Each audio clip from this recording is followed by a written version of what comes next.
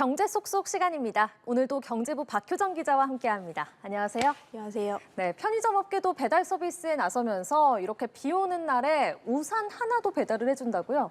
네, 맞습니다. 이제 바로 집 앞에 있는 편의점에서 물건을 배송해 준다는 건데요. 업계에서는 이거를 퀵 커머스 또는 즉시 배송이라고 부릅니다. 만약에 오늘같이 비 오는 날에는 나가려고 했는데 우산이 없다. 그러면 우산 한 개도 배송받을 수 있다는 건데요. 네. CU가 2019년 업계 최초로 이 서비스를 시작을 했습니다. 자체 앱을 통해서도 하지만 배달의 민족 같은 플랫폼과 제휴해서 서비스를 제공합니다. 현재 전국에 총 12,000여 점에서 운영 중인데요. 주목할 만한 것은 장마 기간 이용 건수가 늘었다는 겁니다. 최근 3년 동안 장마철 CU의 배달 이용 건수는 직전주 맑은 날 대비해서 76%가량 증가한 것으로 나타났습니다. 네. 또 다른 편의점이죠. GS25도 배달 매출이 전월 같은 기간보다 43% 늘었습니다. 이렇게 비 오는 날 밖으로 나가기 번거로우니까 실내에 있으면서 빠르게 먹거나 또 간편하게 조리할 수 있는 상품들이 많이 배달이 됐습니다. 네, 소비자 입장에서 생각해보면 참 편리하고 좋은데 이렇게 또 극심한 호우가 쏟아질 때는 배달 노동자들 안전도 생각을 해야 될 것 같아요. 네, 맞습니다. 배달업계 경쟁이 치열해지다 보니까 이런 서비스도 자꾸 나오는 건데요. 네. 말씀하신 것처럼 이렇게 비가 많이 오는 날 오토바이로 배달해야 되는 노동자들 입장에서는 사실 늘상 위험에 처해 있다고 볼 수 있습니다. 이번 장마 기간 또 사망 사고도 있었죠. 지난 9일 새벽 경북 경산에서 자동차로 배달하던 40대 여성 택배 기사가 숨진 채 발견됐습니다. 갑자기 불어난 물에 자동차를 빠져나왔다가 휩쓸렸던 것으로 추정이 되는데요. 사고 직전 동료에게 비가 너무 많이 와서 배송 못할 것 같다 이런 메시지를 남겼다고 합니다. 네. 이 여성은 쿠팡과 하루치 배송 위탁 계약을 맺고 자차로 일하는 쿠팡 카플렉서였습니다. 택배 노동자들은 이 때문에 작업 중지권을 꾸준히 요구하고 있습니다. 극심한 비가 쏟아질 때 또 폭염이 이어질 때 작업을 중지하게 해달라는 건데요. 네. 어제도 택배 기사를 비롯한 야외 노동자들이 기자회견 열었습니다. 기후변화로 인해 폭염 일수 또 집중호우 늘어나고 있죠. 배달이 어려운 상황이면 배송 지시 멈춰야 하지만 쿠팡을 비롯한 플랫폼은 멈추지 않았고 노동자에게도 그럴 권리가 없다고 지적했습니다. 네. 배달이 일상이 돼서 소비자가 편한 것도 있지만 무엇보다 배달하시는 분들 안전을 보장한 장치들을 계속해서 고민해 봐야겠습니다. 네.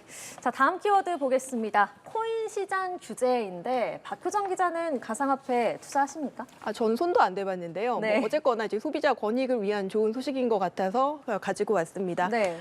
일단 핵심은 투자자 보호인데요. 이용자들의 예치금을 공신력 있는 은행에 보관을 해서 관리하도록 하는 겁니다.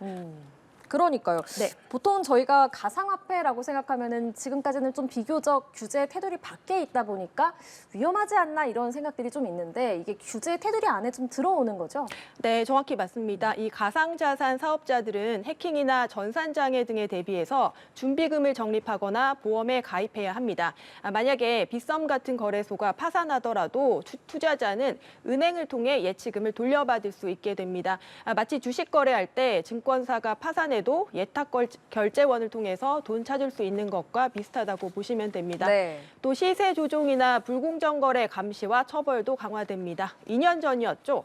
가상화폐 시장 뒤흔들었던 테라 또 루나 사태 기억하실 겁니다. 한 개에 10만 원 하던 코인이 순식간에 1원으로 폭락했습니다.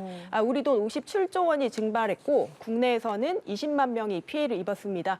근데도 아무도 책임지지 못했고요. 네. 그래서 가상자산 이용자 보호법은 이상거래 상시로 감시하고 불공정 거래가 의심되면 당국에 통보하도록 했습니다.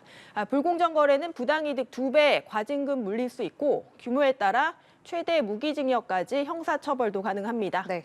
금융당국은 다만 법 시행이 비트코인이나 이더리움의 안전성을 보장하는 것은 아니다. 이렇게 강조했습니다. 그러니까 최소한 안전장치를 마련한 것이니 투자는 판단에 따라 알아서 하셔라. 이렇게 이해하시면 됩니다. 네, 알겠습니다.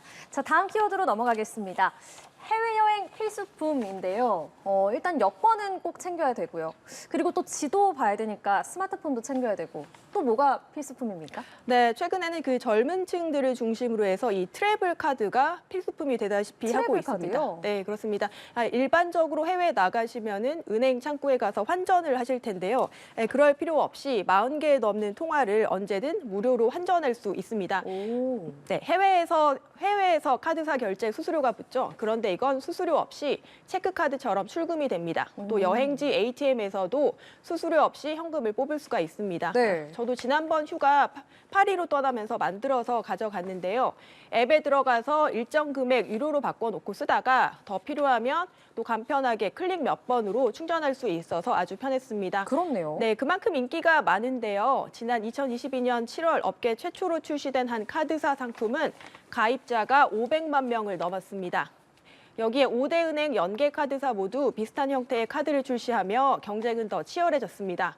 그런데 주의하셔야 할 게 있는데요. 체크카드 형태라 수익성이 떨어지다 보니 업계에서는 슬금슬금 연회비 만드는 곳이 있고요. 네. 또 가끔 해외에서 기술적인 문제로 사용이 잘 안 되는 경우도 덜어 있다고 합니다. 이용하는 건 좋지만 서브로 다른 카드 챙겨가거나 현금도 준비해 가시는 게 좋을 것 같습니다. 네, 알겠습니다.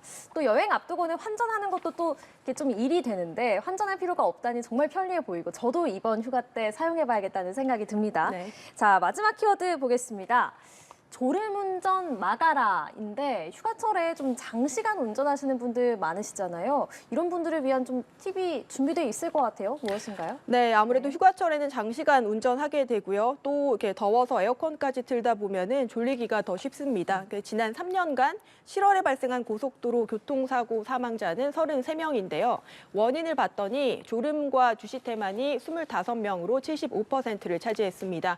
운전하다 졸립다 싶으실 때는 무조건 쉬어가는 게 좋습니다. 네. 고속도로 졸음쉼터 운영하고 있고 화물차는 전용 라운지도 있습니다.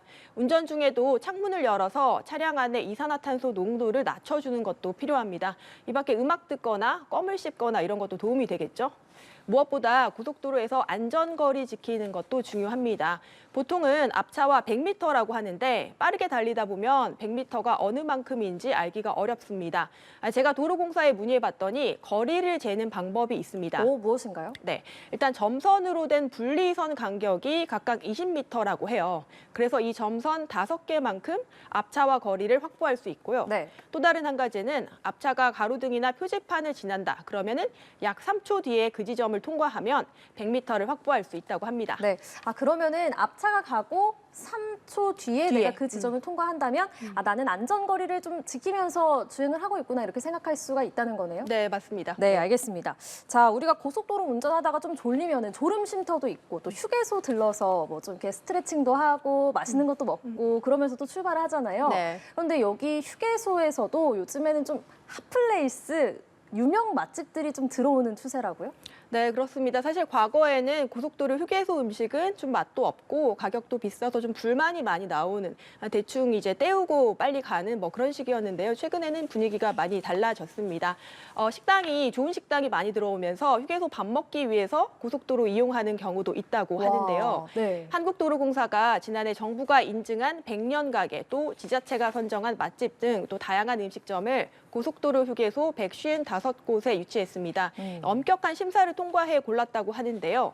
지역에서 소문난 음식점도 있고 100년 가게도 포함되어 있습니다. 이 100년 가게가 뭐냐면 30년 이상 꾸준히 명맥을 이어오면서 중소기업 벤처부에서 우수성을 인정받은 그런 점포입니다. 네. 휴게소 음식 신경 쓰다 보니 지난해 식당가 매출 전년 대비 26% 증가했습니다. 네, 어떤 휴게소 음식이 맛있는지 궁금한데 좀 소개를 해주실까요? 네, 제가 그래서 2가지 정도 추천을 받아왔는데요. 네. 도로공사는 전국 8도 휴게소의 명품 맛집 지도도 만들었습니다. 하나 먼저 알려드리면 보성휴게소에는 지역 대표하는 식재료죠. 벌교 꼬막을 가득 넣은 비빔밥이 인기라고 하고요. 칠곡휴게소 부산 방향으로는 40년간 이어진 칠곡의 대표 양식당인 한미식당이 들어왔습니다. 네. 역시 100년 가게 인증을 받은 곳인데 돈가스가 유명하다고 하니까 한번 이쪽 가실 일 있다면 드셔보시는 것도 좋겠습니다. 네, 알겠습니다. 지금까지 경제 쏙쏙 경제부 박효정 기자와 함께했습니다. 고맙습니다.